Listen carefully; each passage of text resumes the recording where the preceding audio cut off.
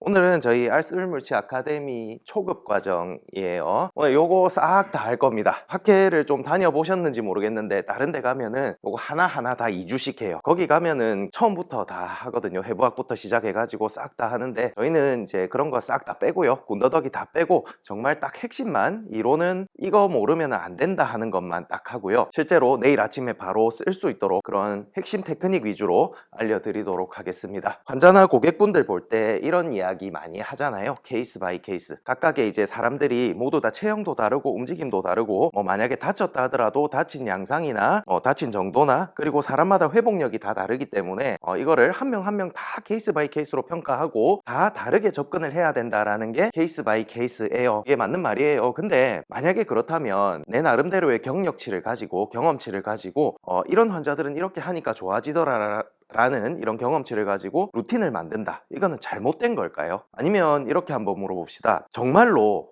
모든 사람들이 모든 부분이 다 다릅니까? 그건 또 아니라는 거예요. 그러면 이 루틴이라는 단어가 존재할 수가 없죠. 그리고 제 유튜브 채널은 문 닫아야 됩니다. 사람이 다 다른데 어떻게 대체적으로 허리 아픈 사람 이런 운동 하세요 라고 말하고 다니면 저는 사기꾼이죠. 제가 한 임상이 한 지금 17년 정도 됐거든요. 이게 하다 보니까 이렇게 아픈 사람들은 대체적으로 이런 문제를 가지더라 하는 공통점이 있더라고요. 좀 양상이 다르긴 해요. 다른데 이상하게 한두 가지 정도가 다 똑같은 것들이 있더라는 겁니다. 제가 해보니까 저는 이제 그거를 통증의 공통분모라고 이름을 붙였어요. 자, 오늘 그 통증의 공통분모에 대해서 한번 쭉 얘기를 해볼 거예요. 물론 한 명 한 명 평가하고 치료 계획을 짜나가는 거 중요합니다. 근데 우리 현장에 있어 보면 되게 바쁘잖아요. 근골격계 평가 방법이 세보진 않았는데 수백 가지입니다. 수백 가지. 그거 언제 다 해보고 있어요? 불가능하거든요. 그거를 내가 다 익히고 모든 걸 알고 있다고 하더라도 적재적소에 사용하는 건 또 다른 문제예요. 그 공부를 해 나가는 건 당연한 거지만 바쁘니까 일단은 퀵으로, 대체적으로 여기 아픈 사람들은 이게 문제더라 하는 것들을 찾아내고 빨리 뭘 봐야 되고 뭘 해줘야 되는지를 알려드리겠습니다. 본격적으로 이제 각 파트별로 들어가기 전에, 그렇다면 과연 우리는 왜 아프게 될까에 대해서 한번 조금만 이야기를 하고 넘어갈게요. 주제가 근골격계 통증이잖아요. 어깨 아프고 허리 아프고 이거 고치고 싶어서 오신 거잖아요. 그죠? 근육하고 뼈대하고 이쪽에 고장이 나는 이유가 여러 학자들이 여러 가지 이야기를 해요. 근데 이제 우리 재활하는 사람의 입장에서 볼 때 이 이론이 현장에서 봤을 때 가장 근접하지 않나 생각을 합니다. 운동계 균형 이론이라는 거에 나오는 통증의 원인에 대한 분석한 내용인데요. 우리가 일단 움직이죠. 사람은 많이 움직여서, 혹은 잘못 움직여서 아프게 되는 경우가 있습니다. 어떤 사람이 하루 종일 팔을 이렇게 드는 운동을 일한다고 매일 이렇게 하다 보면 언젠가는 고장이 나겠죠. 아예 안 움직여서, 너무 안 움직여서, 특히 사무직 종사자들 하루 종일 앉아서 컴퓨터 하고 있는데 움직이지 않아도 아프죠. 이 사람들은 많이 움직이냐, 이상하게 움직이냐, 안 움직이냐, 이런 것 때문에 아프게 되는 경우가 있습니다. 그리고 다쳐가지고 교통사고가 나거나 내가 스키 타다가 자빠지거나 이런 여러 가지 부상이 있을 수 있겠죠. 그런다거나 아니면 바이러스나 세균 감염에 의해서 어떤 염증이 생겼다거나 이랬을 경우에도 아파서 못 움직이게 됩니다. 근골격계 통증은 어떤 식으로든지 이 우리의 움직임과 연관이 있어요. 뭘 하든지 움직여야 되잖아. 손가락이라도 움직여야 되잖아요. 그래서 이 움직임과 연관이 되어 있어요. 그렇다면 움직임을 만들어내는 구성 요소가 무엇인가를 알게 되면 통증의 원인에도 한 발짝 다가설 수 있지 않을까라는 겁니다. 가장 기본적으로 사람이 움직인다 할 때 가장 먼저 이야기하는 게 뭘까요? 자, 여기 위팔 두갈래근이라는 근육이 있어요. 이 위팔 두갈래근이 수축을 하면 어떻게 되죠? 팔굽 관절이 굽혀지죠. 자, 이거를 근육이 수축하면 뼈가 움직인다 라고 하죠. 그래서 이 근육과 뼈대를 움직임의 기본 요소라고 얘기를 합니다. 근데 이 위팔 두갈래근은요, 지 혼자 움직이면 안 돼요.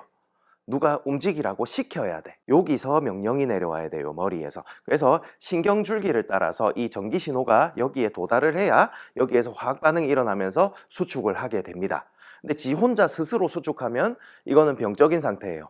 그거는 저기 요양병원 가면은 뇌졸중 환자들이 다 여기 혼자 수축하고 있어요. 그래서 팔이 항상 굽혀져 있죠. 그런 병적인 경우를 제외하고 명령이 내려와서 근육이 수축한다, 이 명령을 전달하는 시스템, 요거를 우리가 이 머리에서 근육을 조절하고 있죠. 그래서 이 신경계 계통을 움직임의 조절자 요소라고 합니다. 우리가 이야기하는 움직임은 이 신경근골격계에서 거의 끝이 나요. 그런데 우리가 일을 하려면요, 일을 잘하려면 일단 잘 먹어야 되잖아요. 에너지가 있어야 열심히 일도 하고 운동도 하고 할 거 아니에요. 신경 근육 뼈대도 영양 공급을 받아야 됩니다. 먹어야 돼요.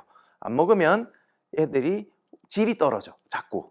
노화가 되면서 이게 영양 공급이 잘 안 되면서 자꾸 쇠퇴를 하게 되는 건데, 얘네들한테 영양을 주는 게 호흡과 순환과 대사라는 과정을 통해서 영향을 주게 됩니다. 심혈관계통, 심장과 혈관계통에서 심장이 펌핑을 해서 피를 계속 돌려주죠. 호흡을 통해서 우리 허파에서 심장에서 나온 혈액을 산소 교환을 해서 싱싱한 산소를 전달해주고, 대사 과정을 통해서 필요한 물질들을 계속해서 전달하는 과정이 우리 몸 속에서는 일어나고 있습니다. 이 부분, 심혈관, 폐, 대사, 이 부분을 움직임의 지지 요소라고 얘기를 합니다. 여기는 이제 우리가 직접적으로 관여를 하진 않지만 필요한 부분이다. 그래서 영양 관리나 피트니스 엑서사이즈 같은 것도 우리가 잘 유도를 해주면 좋다라는 거죠. 근골격계 통증이 어느 정도 통증이 해결되고 움직임도 좀 나온다면 이 부분도 우리가 해결을 해줘야 조금 더 부스트를 줄 수가 있어요. 그런 부분에서 이것도 생각해 봐야 될 문제고, 그리고 이 지지 요소가 고장나는 경우가 있습니다. 심혈관계통에서 고장나는 것 중에 대표적인 게 이제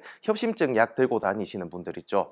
심장 기능이 안 좋아요. 심근경색이 있어서 수술을 했다거나, 심근경색이 일어나면 그 괴사된 심장 근육은 다시 재생이 되지 않아요. 그 부분은 결합 조직이라는 딱딱한 조직으로 바뀌어서 심장이 그 부분만큼 수축을 하질 않습니다. 그러면은 이제 심장 기능이 떨어지게 되죠.